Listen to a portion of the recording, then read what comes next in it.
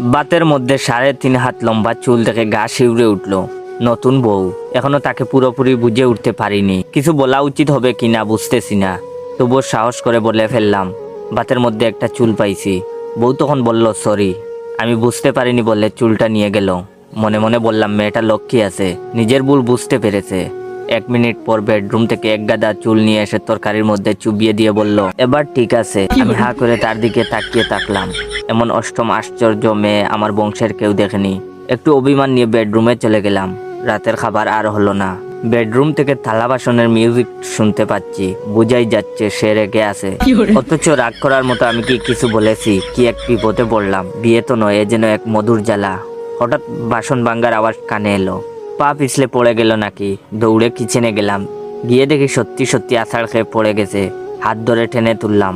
প্রশ্ন করা উচিত হবে কিনা ভাবছি, অত শত না ভেবেই জিগাইলাম, কেমনে পড়লা? সে 5টা প্লেট ও 2টা গ্লাস হাতে নিয়ে খাড়া থেকে দুরুম ধাক্কা ফ্লোরে পড়ে গেল। সব প্লেট ভেঙে চুড়ে গুঁড়ো হয়ে গেল। সে লজ্জিত স্বরে বলল, এভাবে পড়ে গিয়েছিলাম। আপনি না বুঝলে স্লো মোশনে আরেকবার পড়ি দেন, আরো 5টা প্লেট দেন।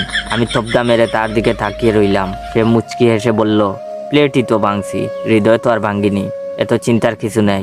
আর হ্যাঁ, আমার মাথার চুল মাথায় থাকলে আপনি যতটা পছন্দ করেন, বাতে গেলেও ততটা করতে হবে। আমারই তো চুল, গ্রিনার কি আছে? আমি চুপচাপ শুয়ে পড়লাম। মাথা জিম মেরে আছে, বোধ হয় ব্লাড প্রেশার বাড়ছে। মশারি টাঙ্গিয়ে নেব কি না ভাবছি। যদি না টাঙ্গাই আরেকটা ঝামেলা হয়ে যেতে পারে। আর মুড়া দিয়ে উঠে মশারি টাঙ্গিয়ে নিলাম। সে এসে ফুসফুস করে ফুলতে লাগলো। তার তালগুল বাঁধানো বাপসাপ দেখে বললাম, আবার কি হয়েছে? সে বলল, সব কাজ যদি তোমাকে করতে হয় তাহলে আমাকে বিয়ে করলে কেন?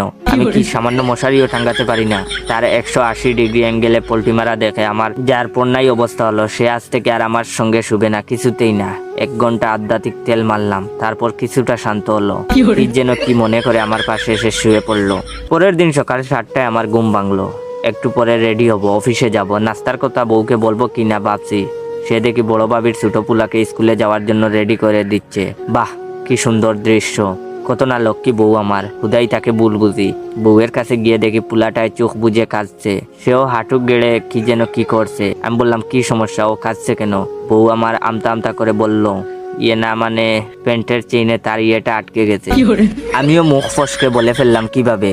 সে তখন আমার প্যান্টের চেইন নিচের দিকে এক টানে খুলে আবার উপর দিকে আরেকটা হেসকা টান দিয়ে বলল, এভাবে। আমি জিহ্বা বের করে দিলাম এক ভয়ঙ্কর চিৎকার। চোখ খুলে দেখি হাসপাতালে ভর্তি। বংশের বাতি করে অনেকগুলো ব্যান্ডেজ মারা। অসহ্য ব্যথায় কাতরাচ্ছি। একটু আগে আমার শ্রদ্ধেয় ওস্তাদ ডক্টর কবজে হুদা আমাকে দেখতে এসেছেন। মনের দুঃখে ওস্তাদকে জড়িয়ে ধরে অনেকক্ষণ কাঁদলাম।